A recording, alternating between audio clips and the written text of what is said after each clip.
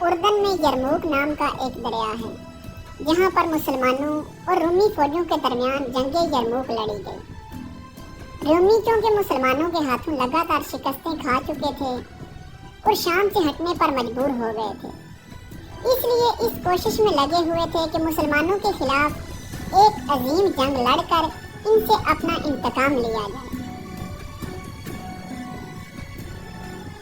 آپ صلی اللہ علیہ وآلہ وسلم کے وصال کے بعد جب مسلمانوں نے حضرت ابو بکر صدیق رضی اللہ تعالی عنہ کو اپنا خلیفہ منتخب کیا تو اس وقت بہت سے عرب قبائل اسلام سے منحرف ہو گئے۔ کچھ نے زکات دینے سے انکار کر دیا اور طلحہ اسدی، سجاع بنت خارثہ، مسیلمہ کذاب نے جھوٹی نبوت کا دعویٰ کر دیا۔ حضرت ابو بکر صدیق رضی اللہ تعالی عنہ نے ان تمام قبائل کی سرکوبی کے لیے اسلامی فوج کو 11 دستوں میں تقسیم کیا اور حضرت خالد بن ولید رضی اللہ تعالی عنہ کو بزاجہ کی طرف بھیجا جہاں طلیقہ بن خویلد اسدی موجود تھا۔ پھر وہ بطح گئے جہاں مالک بن نویرہ کی سرکوبی مقصود تھی، اور پھر یمامہ کی طرف گئے جہاں مسیلمہ کذاب کا مرکز تھا۔ محرم 12 ہجری بمطابق 633 عیسوی میں حضرت ابو بکر صدیق رضی اللہ تعالی عنہ نے حضرت خالد بن ولید کو یمامہ کی مہم سے فارغ ہونے کے بعد عراق کی طرف جانے کا حکم دیا۔ بعض مورخوں نے لکھا ہے کہ حضرت خالد بن ولید یمامہ کی مہم سے فارغ ہو کر مدینہ حضرت ابو بکر صدیق رضی اللہ تعالی عنہ کے پاس آئے تھے اور یہاں سے ان کو حکم دیا گیا تھا۔ فتنہ ارتداد کی روک تھام کے لیے حضرت ابو بکر صدیق رضی اللہ تعالی عنہ نے جب 11 لشکروں کو تیار کر کے روانہ کیا تو ان میں سے ایک لشکر حضرت خالد بن سعید رضی اللہ تعالی عنہ کو دے کر حکم دیا کہ تم سرحد شام کی طرف جاؤ۔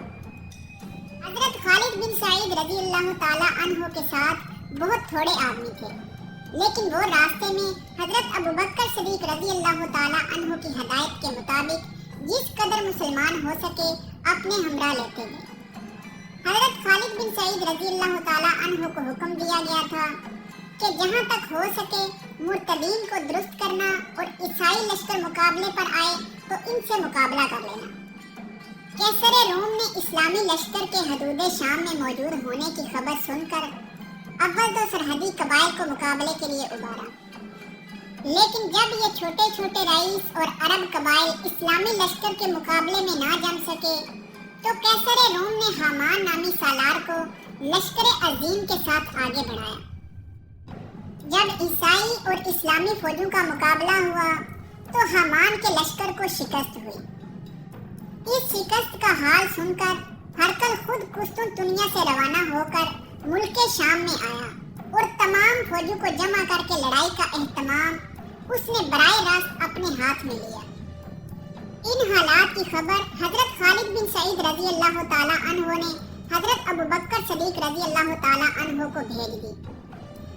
اتفاقاً جس روز یہ خط مدینہ میں پہنچا اسی روز حضرت اکرمہ بن ابو جہل اپنی مہم سے فارغ ہو کر مدینہ پہنچے تھے۔ ساتھ ہی ملک کے ہر حصے سے لڑائی کے لیے آمادہ اور جہاد فی سبیل اللہ کے لیے تیار ہو کر قبائل آنا شروع ہو گئے تھے۔ حضرت ابو بکر صدیق رضی اللہ تعالی عنہ نے حضرت اکرمہ بن ابو جہل رضی اللہ تعالی عنہ کو فوراً خالد بن سعید کی طرف روانہ کر دیا۔ ان کے بعد عمرو بن العاص کو ایک لشکر دے کر روانہ کیا۔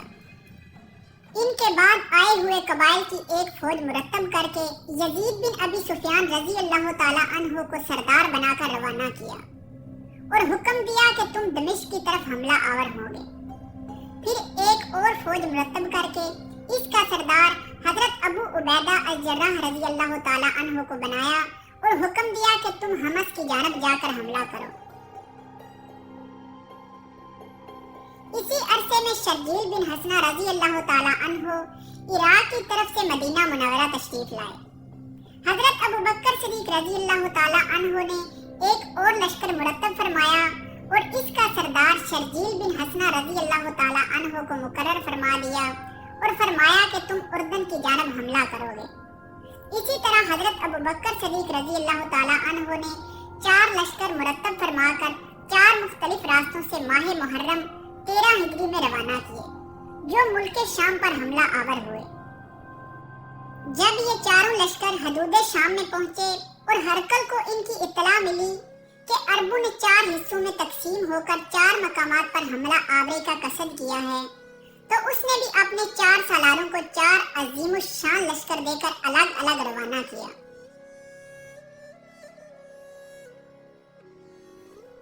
हजरत उमर बिन अल-आस रजी अल्लाह ताला अन्हो के मुकाबले के वास्ते उसने अपने हकीकी भाई तजराक को 90,000 फौज देकर फलस्तीन की तरफ रवाना किया। जर्जा को 40,000 फौज देकर यजीद बिन अबी सुफियान रजी अल्लाह ताला अन्हो के मुकाबले दमिश्क की सिमत रवाना किया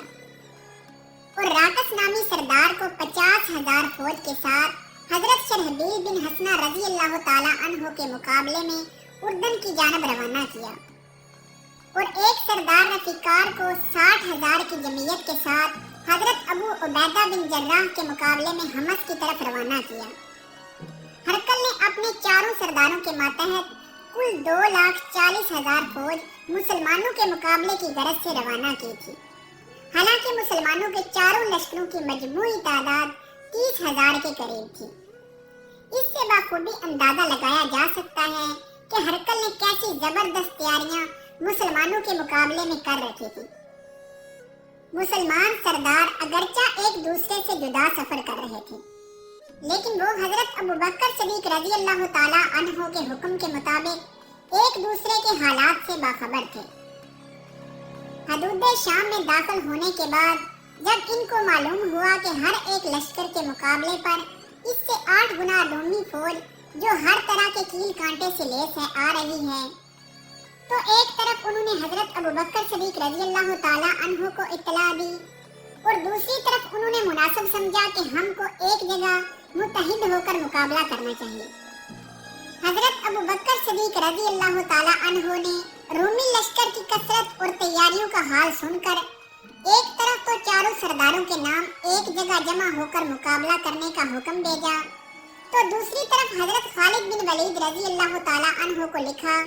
कि तुम सूबा हिरा में अपनी जगह मुसन्ना बिन फारसा रजी अल्लाह ताला अन्हो को वहां का जिम्मेदार अफसर बनाकर निस्फ फौज उनको दो और निस्फ फौज खुद साथ लेकर शाम की तरफ चले जाओ